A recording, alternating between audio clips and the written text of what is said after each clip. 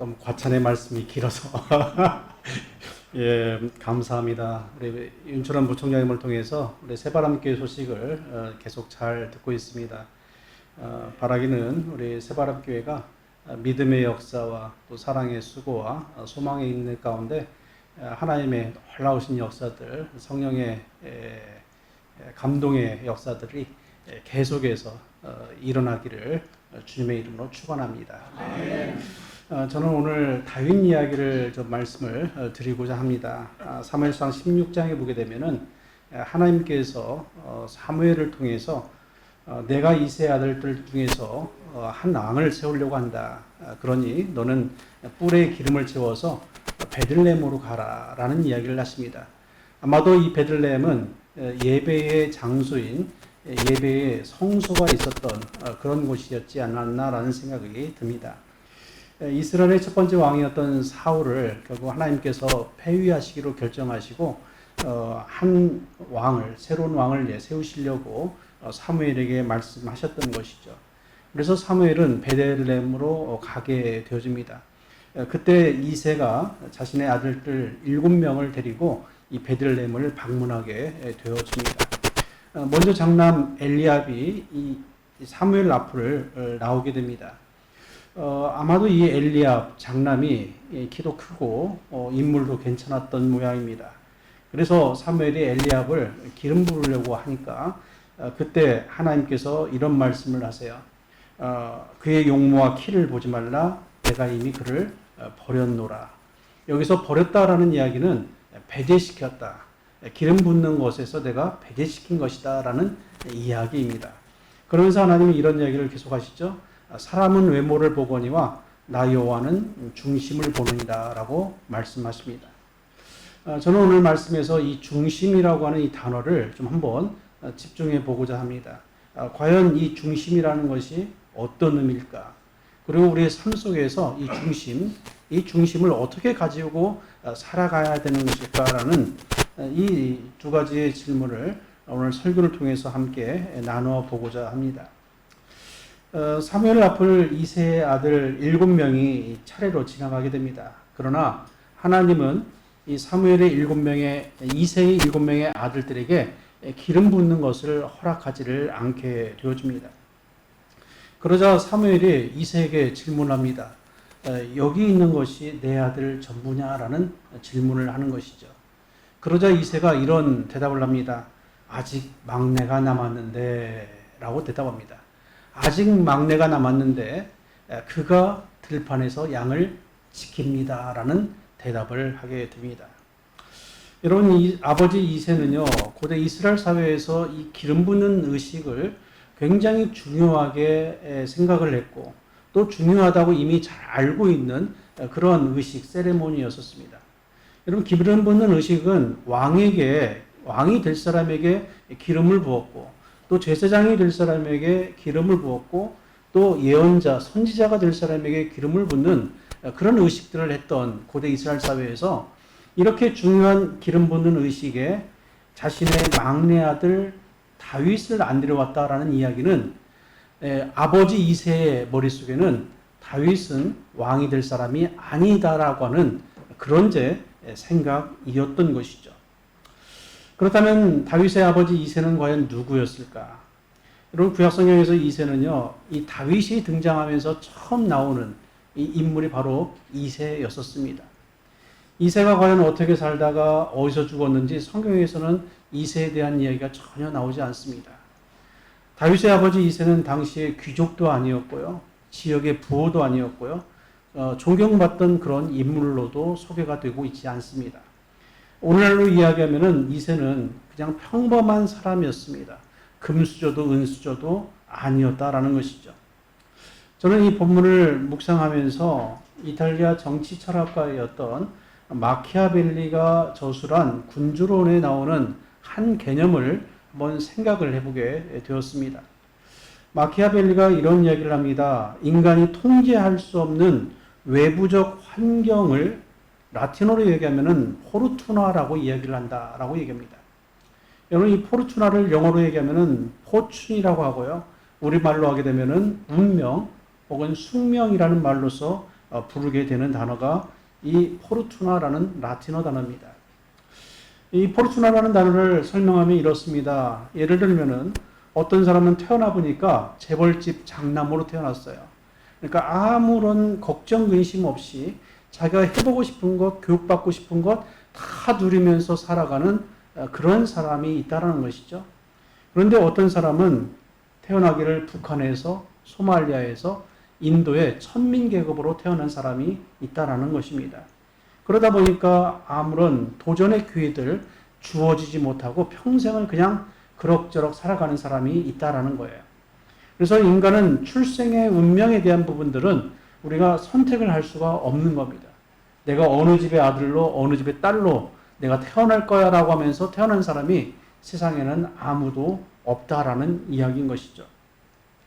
이처럼 인간이 노력해서 얻을 수 있는 것이 아닌 그냥 통제할 수 없는 어쩔 수 없는 외부적인 환경을 가리켜서 라틴어로 포르투나, 영어로 포춘, 우리는 그것을 운명, 숙명이라고 그렇게 이야기를 하게 됩니다.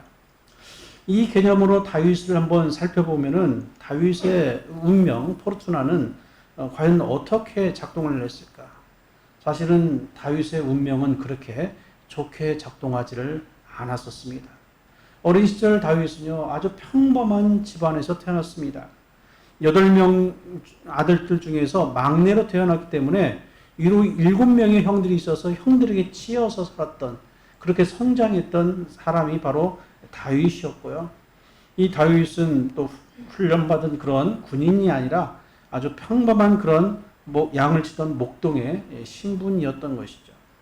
부모로부터 정치적인 어떤 고급스러운 좋은 그런 신분의 영향을 받았던 것도 아니고 좋은 신앙의 유전을 받았던 사람이 아니었던 것이 바로 다윗이었습니다.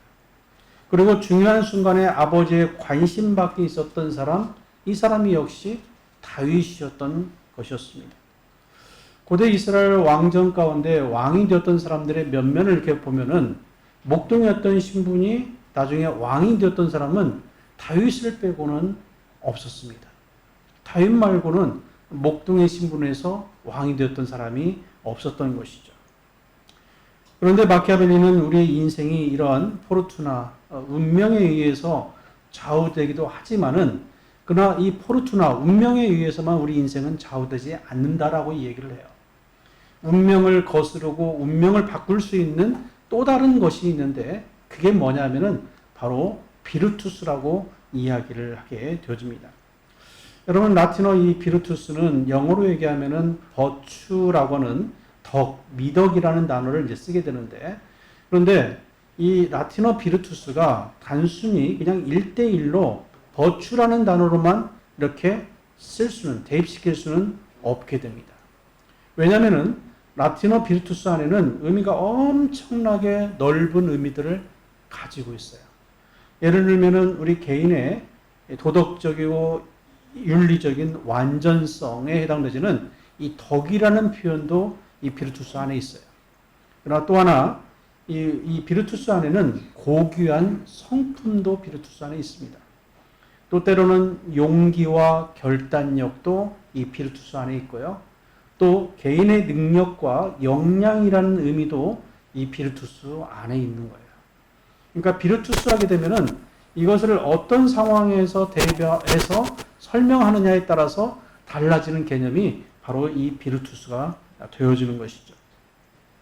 그런데 마키아벨리는 이런 이야기를 합니다. 아무리 좋은 환경과 좋은 유전자를 가지고 태어났다 할지라도 그 좋은 환경과 좋은 유전자가 우리 인생의 전부를 책임지지 못한다라고 이야기를 해요.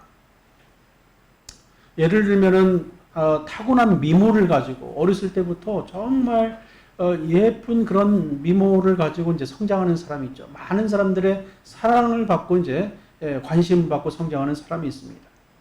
또 우월한 신체 조건을 가지고 살아가는 사람이 있어요. 그리고 부모의 막강한 부를 의지하면서 살아가는 또 사람이 있습니다. 또 부모로부터 물려받은 높은 지능을 가지고 또 살아가는 사람이 있다는 것이죠.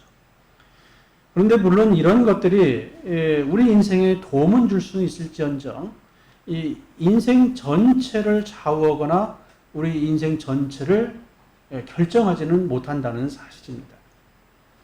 그렇게 중요한 것은, 우리 인생에서 중요한 것은 포르투나에만, 운명에만 의존하지 않고 포르투나의 한계를 우리가 스스로 깨닫고 그 한계를 이 비루투스로 극복하면서 살아가는 것, 이것이 지혜로운 것이다라고 이 마키아벨리는 근조를 해서 이야기를 하게 됩니다. 저는 이 표현, 이 개념이 상당히 일리가 있다라는 그런 생각을 해봐요. 그런데 오늘 우리들에게 던져주시는 성경 말씀은 사실은 이 마키아벨리보다도 더 깊이 있는 그런 가르침을 알려주는 본문에 해당되어 줍니다. 다시 이제 본문으로 돌아가게 되면은 사무엘상 16장 7절에서 이렇게 얘기합니다. 사람은 외모를 보거니와 나 여호와는 중심을 본다라고 이야기를 해요. 여러분, 이 중심이라는 단어가 히브리어로 레바브입니다. 레바브라는 단어의 뜻은 뭐냐면은 마음 혹은 심장이라는 의미입니다. 영어로 하게 되면 하트라는 의미가 있어요. 하트. 그런데 이 심장은 그냥 단순히 심장이 아니었어요. 고대 사람들은 이 마음이라고 하는 이 심장 안에 뭐가 있었냐면은 선한 양심이 머무는 자리가 심장에 있었다라고 얘기해요. 그러니까 심장은 양심이 머무는 자리가 심장이었던 거예요. 그래서 나 여호와는 사람의 중심을 본다라고 하는 이 말씀은 어떤 의미냐면은 하나님은 사람의 심장 안에 있는 선한 양심, 여러분 이 선한 양심 안에는 그 사람이 어떤 사고를 하고 있는지, 그 사람이 또 어떤 감정으로 살아가고 있는지, 또 그 사람이 사람들에게 대하는 태도는 어떠한지, 이런 것들을 종합한 그런 모습이 바로 이제 이 심장이라는 그런 중심이라는 개념이 되어집니다. 그래서 하나님은 나 여호와는 사람의 중심을 보신다라는 이야기는 이 사람의 선한 양심을 가지고 어떻게 사고하고 어떻게 감정을 처리하고 어떻게 사람들에게 대하는지 그 태도를 하나님은 알고 계시고 계속해서 그 사람을 지켜보고 계신다라는 그런 의미예요. 이 히브리어 레바브가 라틴어 성경으로 가게 되면 코르라고 하는 단어로 쓰고 있습니다. 코르. COR이라고는 이 코르라는 단어로 번역되어 있어요. 이 히브리어 레바브나 코르는 거의 동일한 그런 개념입니다. 그래서 코르 안에는 인간의 이제 지정의가 다 들어가 있고요. 또 인간의 인격이 들어가 있고 또 용기와 또 능력의 개념이 이 안에 들어가 있게 되어져요. 그래서 마키아벨리가 이야기했던 이 비르투스라는 이 개념과 그리고 사무엘상 16장 7절에서 이야기하는 이 중심이라고 하는 이 코르는 사실은 인간의 내면이 아니라 외면이 아니라 인간 안에 있는 내면에 대한 강조를 이야기하는 거예요, 결국은요. 그래서 이 비르투스나 코르 이 두 단은 상당히 유사한 그런 개념을 가지고 있게 됩니다. 근데 이 두 단어가 아주 결정적인 차이점이 또한 있어요. 그게 뭐냐면은 마키아벨리의 이 비르투스는 행동하는 용기입니다. 행동하는 용기를 최고의 덕으로 봐요. 예를 들면 기회가 왔을 때요, 그것을 꼭 붙잡기 위해서 과감하게 결단을 내려야 되고요, 적극적으로 실행하면서 운명을 타개하는 것이 비르투스예요. 그래서 이 비르투스를 실행하기 위해서는 자신의 그런 어떤 성공을 위해서라면은 때로는 폭력도, 때로는 전쟁도 불사하는 그런 모습을 보여줘야 되는 것이 바로 비르투스의 능력이 되어지는 거예요. 그래서 비르투스는 결과물을 가지고 얘기합니다. 이 포르투나를 잘 네가 극복했느냐? 그러기 위해서 온갖 모든 수단을 다 네가 썼느냐? 그래서 그걸 잘 극복했으면, 성공했으면은 비르투스의 능력이 있다라고 이야기를 하게 되는 거예요. 그런데 반대로 하나님이 보시는 이 중심이라고 하는 레바브 코르 안에는 비르투스의 능력이 있어요. 사실은요. 비르투스의 개념이 있어요. 그런데 이 중심, 이 코르 안에는 행동하는 용기뿐만 아니라 하나님의 때가 아니다고 한다면은 행동하지 않는 용기, 하나님의 계획이 아니라고 한다면은 내가 내려놓을 줄 아는 용기도 있는 것이 바로 이 중심, 마음, 이 코르라는 개념 안에 있다라는 거예요. 그래서 하나님의 뜻 앞에 자신을 내려놓는 겸손한 인내까지를 포함하는 것이 바로 이 중심에 해당되는 코르라는 단어라는 이야기입니다. 그래서 비르투스는 운명을 자신의 비르투스로 극복하는 것이라고 한다면, 그래서 이것을 어떻게든지 성취하기 위해서 폭력도 불사하는 것이라고 한다면, 이 중심, 이 코르는 비르투스와 같은 의미도 있지만은, 그러나 때로는 암울한 운명에 대해서 인간의 힘으로 해결하려 하지 않고 하나님의 때와 하나님의 시간과 또 하나님의 뜻을 구하면서 때로는 행동을 자제하고 절제할 줄 아는 그런 용기, 결단력, 이것이 이제 중심 코르라는 단어 안에 포함되어 있다라는 이야기인 것이죠. 결국 하나님은 이 다윗의 중심을 보셨던 것이죠. 다윗의 선한 양심을 보셨던 거예요. 다윗의 남다른 고결한 성품을 보셨고요. 그의 용기와 결단력을 보셨던 겁니다. 그리고 아무 때나 이런 힘을 사용하는 것이 아니라, 이런 용기를 사용하는 것이 아니라 하나님의 때, 하나님의 시간, 하나님의 뜻을 구하면서 때로는 절제하고 내려놓을 줄 아는 그런 인내의 용기 또한 가지고 있었던 그 다윗에게 하나님은 사무엘을 통해서 기름 붓게 하셨다라는 이야기인 것입니다. 그렇다면 하나님이 보신 이 다윗의 중심이 과연 실제로 어떻게 그러면은 그의 삶 속에서 구현됐을까, 작동됐을까? 그 첫 번째 장면이 바로 사무엘상 17장에 나오는 다윗과 골리앗의 싸움, 전투의 이야기에서 나타납니다. 여러분, 이스라엘의 군대와 블레셋 군대가 지금 전쟁을 앞두고 있어요. 그때 블레셋 군대의 맨 앞에 전장에 지금 골리앗이 나서게 되어집니다. 그러면서 이 골리앗이 이스라엘을 모욕했다라고 이야기를 해요. 근데 여기서 모욕하다라는 이 히브리 단어가 하라프인데, 이 모욕하다는 얘기는 조롱하다, 업신여기다라는 의미입니다. 이스라엘 백성은 결국 이제 하나님의 백성이고, 이스라엘 군대는 하나님의 군대인데, 이 블레셋 장수였던 이 골리앗이 이 이스라엘을 모욕했다라는 이야기는 결국 창조주이신 하나님을 모욕했다, 조롱했다, 업신여겼다라는 그런 의미가 되어지는 것입니다. 결국은 이 골리앗은 하나님에 대해서 지금 신성모독의 죄를 짓고 있는 그런 사람이었습니다. 여러분, 골리앗의 키는요 6규빗 한 뼘이라고 얘기합니다. 6규빗 한 뼘은 오늘 우리식으로 얘기하면 약 3m 정도 되는 그런 어마어마한 키를 가지고 있는 장수였습니다. 블레셋 사람들은 철기 문명을 가지고 있었어요. 당시 이스라엘은 사울 왕과 요나단에게만 창과 검이 있었다라고 얘기를 하고 있고요. 나머지 백성들은 창과 검이 없었다라고 얘기를 해요. 그런데 이 블레셋 사람들에게는 철기 문명이 있어서요. 이 골리앗에게는 창과 검과 칼과 창과 검이 단창이 있었다라고 성경에서 이야기를 해주고 있게 됩니다. 그에 비하면은 다윗은 소년이었습니다. 양을 치던 평범한 그런 인물이었습니다. 외적 조건으로만 보게 되면은 이 전쟁의 결과는 뻔합니다. 필패입니다. 이미 정해져 있습니다. 그런데 이 절망적인 상황에서 다윗의 중심, 다윗의 코르가 작동이 됐던 것이죠. 자신의 부모 형제, 자신의 나라와 민족 이스라엘이 이 블레셋과의 전쟁에서 패하고 사라질 위기 가운데 있을 때 그의 중심, 그의 코르가 작동이 되었던 것이었습니다. 그래서 이 다윗은 과감하게 용기를 내었습니다. 갑옷도 걸치지 않고 창과 검도 없는, 그래서 한 손에는 이 막대기와 다른 한 손에는 돌멩이 5개를 가지고 전장의 맨 앞에 서게 되었던 사람입니다. 평소 양을 칠 때에 물맷돌로서 사자나 곰을 때려 눕혔던 반복된 훈련이 그에게 이런 용기를 보여주는 그런 계기가 되었습니다. 다윗은 평소 훈련대로 물맷돌을 돌려서 던졌습니다. 여러분, 이 물맷돌의 속도가요, 제가 이스라엘에 가서 한번 경험을 했는데, 한 아랍계 한 청년이 그것을 시범을 보여주는데, 물맷돌을 돌려서 딱 던지니까 한 50m 앞에 있는 이 대리석의 그 벽이 금이 갈 정도였어요.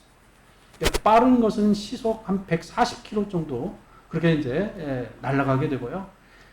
그리고 그 거리가, 유효사 거리가 한 400m까지 갈 수 있는 그런 것이 바로 이제 물매질이고 물맷돌이라고 이야기를 하게 되는 것을 듣게 되었습니다. 다윗은 평소의 훈련대로, 평소에 하던 습관대로 이 물매질을 통해서 다윗의 이마에 이 물맷돌을 정확히 맞히게 되었습니다. 결국은 이제 골리앗을 때려 눕히게 된 것이죠. 불가능을 가능으로 만들었던 사람이 바로 다윗이었습니다. 하나님이 사무엘상 16장 7절에서 보셨다고 하는 이 중심, 이 코르가 바로 이 전쟁터에서 어찌 보면은 발현이 된 거예요. 그런데 이 다윗이 골리앗과 싸울 때 다윗의 이 중심, 이 코르만 발현된 것이 아니었습니다. 다윗에게는 그 중심 안에, 마음 안에 또 뭐가 있었냐면은 라틴어로 얘기하면 피데스라고 하는 믿음이 그 안에 있었어요. 여러분, 인간 안에 다양한 것들이 들어가 있는데 그 중에 믿음이라는 것이 아주 크게 이 다윗의 마음 안에 자리하고 있었던 거예요. 그래서 다윗은 골리앗과 전쟁을 나가기에 앞서서 이런 이야기를 합니다. 너는 칼과 창과 단창으로 내게 나오거니와 나는 만군의 여호와의 이름 곧 내가 모욕하는 이스라엘 군대의 하나님의 이름으로 내게 나아간다라고 이야기를 하게 돼요. 그리고 나서는 또 이렇게 얘기합니다. 전쟁은 여호와께 속한 것인즉 그가 너를, 하나님께서 너희를 우리 손에 넘기시리라 라고 이야기하면서 전쟁에 나가게 되어지는 것이죠. 하나님께서 이 전쟁을 나에게 꼭 승리로 가져다 주실 것이다라는 하나님에 대한 절대 믿음, 절대 확신이 이 다윗 안에 있었던 것이죠. 그래서 다윗의 중심 안에는 이 용기와 결단뿐만 아니라 이 비르투스라고 하는 이 개념뿐만 아니라 그 용기와 결단을 아주 강하게 만들어줬던 것이 하나님에 대한 절대 믿음이요 절대 신뢰였던 것이죠. 그러니까 다윗의 이 중심에는 이 피데스라고 하는 하나님에 대한 절대 믿음이 있어서 다윗의 이 중심을 더 빛나게 해주고 더 견고하게 해주었던 것이었습니다. 그런데 하나님이 보신 이 다윗의 중심에는요, 골리앗과의 전투에서만 빛났던 것이 아니었습니다. 훗날 이스라엘 왕 사울이 다윗을 죽이려고 그렇게 혈안이 되어서 한 10년 이상을 다윗을 계속 추격해 나가게 되어집니다. 사울왕은 자신의 왕권을 목동 출신이었던 이 다윗에게 넘겨주고 싶지 않았던 거였어요. 그런데 반대로 다윗도 역시 도망 다니고 있는 신세였지만은 사울 왕을 죽일 수 있는 기회가 최소 2번 이상 있었어요. 그냥 칼을 뽑아가지고 방심하고 있는 사울 왕을 그냥 찌르면은 죽일 수 있었던 기회가 최소 2번 이상 있었던 것이었습니다. 그런데 다윗은 사울 왕을 죽이지 않았습니다. 다윗은 자신의 문제를, 자신의 억울함을, 자신의 분노와 울분을 자신의 힘으로 해결하려고 하지 않았던 거예요. 다윗은 사울 왕의 운명을 하나님께 맡기고요, 믿음으로 하나님의 때를 기다렸던 사람이었습니다. 여러분, 만약 마키아벨리가 이 장면을 보고 있었다고 한다면 다윗을 과연 어떻게 평가했을까요? 마키아벨리의 관점에서 본다면 이것은 비르투스의 실패라고 봤습니다. 바보 같은 짓이라고 생각했습니다. 적을 쉽게 처단할 수 있고 이 어려운 문제를 해결할 수 있는 이 절호의 찬스를 놓쳤다라고 마키아벨리는 생각했을 것입니다. 군주론의 관점에서 보면은 다윗은 결단력이 부족했거나 우유부단한 그런 성격의 사람이었다라고 볼 수 있습니다. 그러나 하나님의 관점에서 본다면은, 하나님이 보시는 이 중심 코르의 관점에서 본다면은 사울 왕을 죽이지 않은 것이야말로 다윗의 이 중심, 이 코르를 가장 빛나게 했던 순간이었다는 것이에요. 하나님의 때를 기다리고 하나님의 기름 부으심을 받은 이 사람을, 이 왕을 해치지 않겠다는 다윗의 이 기다림과 다윗의 이 자기 절제가 하나님이 보시는 중심의 코르의 핵심이었다라는 것이죠. 그러니까 비르투스의 세계에서는 기회를 놓치면 실패라고 이야기를 하지만은 하나님이 보시는 이 중심, 이 코르의 세계에서는 하나님의 뜻이 아니라고 한다면은 그 기회를 내가 절제하고 또 내려놓고 의도적으로 때로는 놓치는 그런 것이 옳다라는 이야기입니다. 다윗의 중심 이 코르에는 골리앗 앞에서 보여준 행동하는 용기도 있었지만은 그러나 사울 앞에서 보여준 기다림의 용기도 이 다윗에게 있었다라는 이야기입니다. 그리고 이 기다림의 용기는 믿음 위에 세워져 있었기 때문에 다윗이 하나님의 신실한 종으로서 더 크게 쓰임받게 되었다는 사실입니다. 제가 독일에서 학위를 마치고 2005년도 2월 말에 한국에 돌아오게 되었습니다. 그리고는 제가 모교인 우리 서울신학대학교 교수가 되기까지는 한 10년 정도의 시간이 저에게는 또 필요로 했습니다. 제가 학위를 마치고 모교에 들어가기 전까지의 그 9년의 그 시간들을 생각해 보게 되면은 강사 생활을 한 5년 정도 이제 그렇게 하게 되었고요. 또 천안에 있는 남서울대학에서 4년 정도의 교수 생활을 하고 그러고 나서 10년째 제 모교인 서울신학대학교의 교수가 되었습니다. 사실 저에게 이 9년의 시간은 저의 어떤 중심, 저의 코르를 더 이렇게 키우는, 저의 역량을 키우는, 능력을 키우는 그런 시간들을 이었었습니다. 저는 이 9년 동안 거의 매 학기 30학점 이상을 강의를 했습니다. 여러분들 뭐 실감이 별로 이제 안 나실 수 있는데 보통 이제 우리 전임 교수님들이 한 학기에 9학점을 강의하십니다. 3학점짜리 이제 3개의 과목을 이제 강의하시는데 저는 이 9년 동안을 매 학기 30학점 이상을 강의했고요. 2007년도 2학기 때는 무려 44학점을 강의를 했습니다.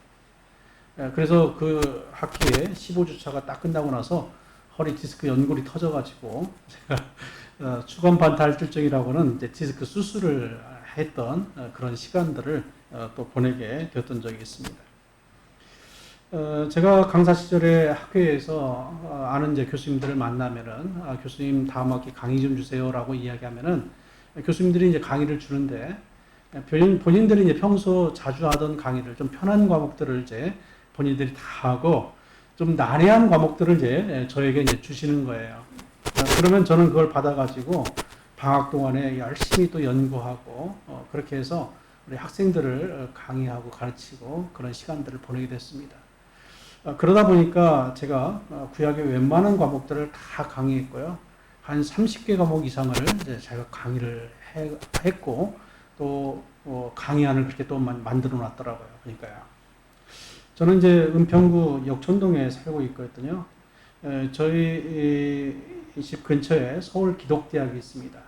그래서 제가 이 9년 동안 방학이 되면은 저희 집 근처에 있는 서울 기독대학교 도서관이 제 연구실이나 다름없었어요.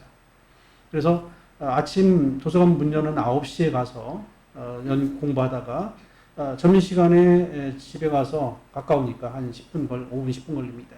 집에 가서 밥 먹고 다시 이제 도서관에 가서 도서관 문을 닫는 5시까지, 오후 5시까지 또 연구하다가 그렇게 해서 이제 방학을 보냈던 시간들이 9년의 세월이었어요. 한 번은 여름방학에 영어 원서 한 권을 붙잡고 매일같이 이제 10페이지 이상씩을 번역하면서 한 2달을 그렇게 이제 보내다 보니까 300페이지 넘는 이제 영어 원서가 이제 초벌 번역이 그렇게 해서 이제 끝나게 되더라고요. 그렇게 해서 나온 책이 제가 했던 이제 번역서들, 책들, 강의안들, 논문들이 이렇게 해서 이제 이 9년의 시간들 가운데서 만들어지게 되었습니다. 그리고 저는 이 9년의 시간들을 저희 집 앞에 걸어서 1분 정도 걸리는 역촌교회가 제 소속 교회예요. 신학생 때부터 이제 거기서 사역했던 교회인데 지금도 협동목사로 있는 교회인데요. 이 교회에 매일 새벽 예배를 빠짐없이 9년의 시간들을 참석을 하면서 저의 믿음, 피데스와 저의 영성을 키워나갔던 시간들이 바로 이 9년의 시간들이었습니다. 여러분, 저는 저의 포르투나, 저의 운명을 잘 알고 있어요. 누구보다도 저 자신의 운명을 저는 잘 알고 있습니다. 그래서 이 운명을 뛰어넘기 위해서 저희 역량을 키우기 위해서 정말 열심히 이 9년의 시간들을 보냈던 것 같습니다. 그런데 돌이켜보면은 그 9년의 시간들 속에서 저는 이 비르투스라고 하는 마키아벨리가 얘기했던 이 비르투스, 기회를 잡는 용기만을 배웠던 것이 아니라 제가 원하는 시기에 원하는 자리에 오르지 않았음에도 불구하고 조급해하지 않고 또 주어진 자리에서 묵묵히 제 역량을 쌓아가는 기다림의 용기 또한 저는 배우는 시간들이 바로 이 9년의 시간들이었습니다. 하나님은 그 시간들을 통해서 저에게 가장 적절한 시기에 저의 길을 열어주셨고요. 어느 순간 저는 저의 모교인 서울신학대학교에 교수가 되어 있는 저 자신을 발견하게 되었습니다. 여기에 계시는 분들 가운데서도 이 포르투나 운명의 한계를 가지고 계신 분들이 있으신가요? 당연히 있으시겠죠. 여러분 각자에게도 넘어설 수 없는 골리앗과도 같은 그런 운명의 바리케이트가 분명 있을 것입니다. 어떤 분들에게는 이 골리앗이 두려움과 불안으로 이제 작동할 것이고, 또 어떤 이에게는 자기 의심이, 또 어떤 이에게는 과거의 상처와 트라우마가, 또 어떤 이에게는 경제적 어려움이, 또 건강의 문제가, 사회적 편견과 차별이, 또 관계의 갈등이, 완벽주의, 또 외부의 압력, 뭐 이런 것 등등이 우리 각자의 골리앗이 될 수 있습니다. 이처럼 사람들마다 골리앗의 형태는 다르지만은 공통점은 이 골리앗이 우리의 마음을 억누른다는 거예요.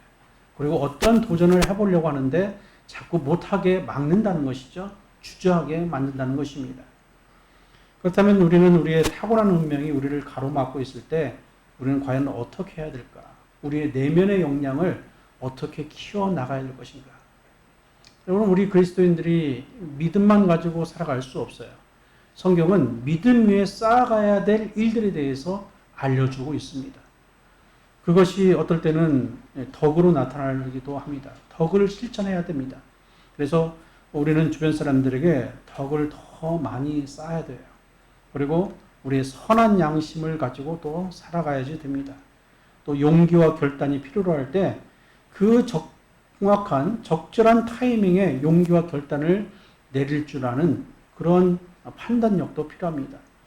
나의 역량과 능력을 키워서 나를 필요로 하는 그곳에서 나를 부를 때 내 역량을 유감없이 발휘할 줄 알아야 되는 그런 준비도 우리들에게 있어야 된다는 사실입니다. 그러나 여기에 하나 더 추가하게 된다면은 우리의 중심에는 행동하는 용기뿐만 아니라 하나님의 때를 기다릴 줄 아는 기다림의 용기도 있어야 된다는 거예요. 행동하는 용기도 필요하지만은 기다림의 용기도 있어야 됩니다. 다윗이 사울왕을 죽일 수 있었지만 죽이지 않았잖아요. 그것은 하나님의 뜻이 아니기 때문에 기다림의 용기, 멈추지 않은 인내가 다윗에게 있었던 것이었습니다. 사랑하는 여러분, 오늘 성경 본문에 나오는 이 다윗은 포르투나, 운명의 한계를 넘어섰던 인물이었어요. 마키아벨리는 이것을 비르투스라고 부르지만은 성경은 이것을 중심, 코르, 하나님이 보시는 중심이라고 이렇게 이야기를 하게 됩니다. 오늘 이 자리에 계시는 여러분이 마주한 골리앗이 무엇이든지 간에 하나님을 신뢰하고 그분의 이름으로 믿고 나아가시기 바랍니다. 그러면 여러분들의 그 믿음, 이 피데스, 믿음이 여러분들의 중심, 코르를 더 강하게 만들어 주실 것이고 여러분의 운명의 한계를 넘어설 수 있도록 도와주실 것입니다. 그렇게 한 주를 또 승리하시는 저와 여러분들 다 되시기를 주님의 이름으로 축원합니다.